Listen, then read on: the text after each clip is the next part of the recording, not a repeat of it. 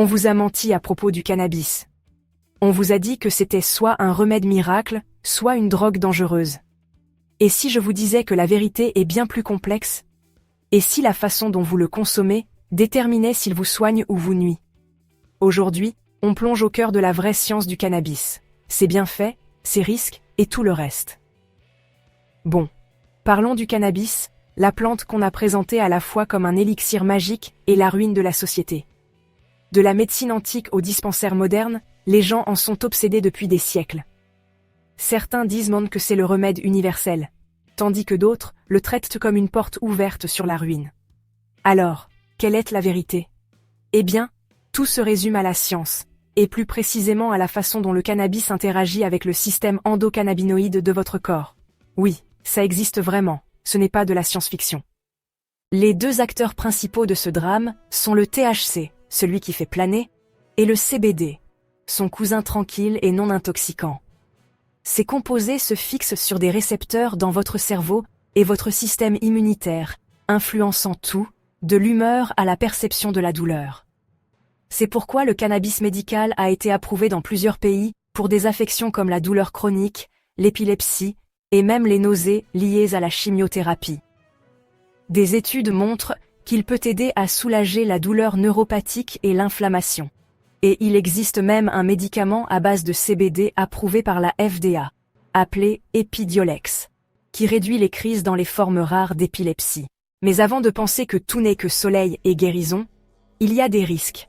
Des effets à court terme, comme des problèmes de mémoire et une coordination réduite, et des préoccupations à long terme, surtout pour les jeunes consommateurs, comme le déclin cognitif et des impacts potentiels sur la santé mentale. Et oui, on peut devenir accro.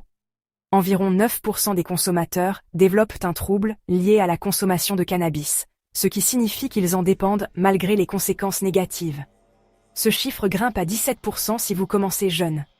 Les symptômes incluent des envies, des symptômes de sevrage comme l'irritabilité et des troubles du sommeil, et le fait de continuer à consommer même quand ça vous gâche la vie. Ensuite, il y a toute la question du mode de consommation. Fumer? Mauvais pour les poumons. Vapoter? Problèmes pulmonaires potentiels, surtout avec des produits douteux. Les produits comestibles, amusants mais faciles à surdoser. Un brownie de trop, et vous pourriez vous retrouver à contempler le sens de la vie, collé à votre canapé. Différentes méthodes signifient différents effets, et certaines sont plus risquées que d'autres.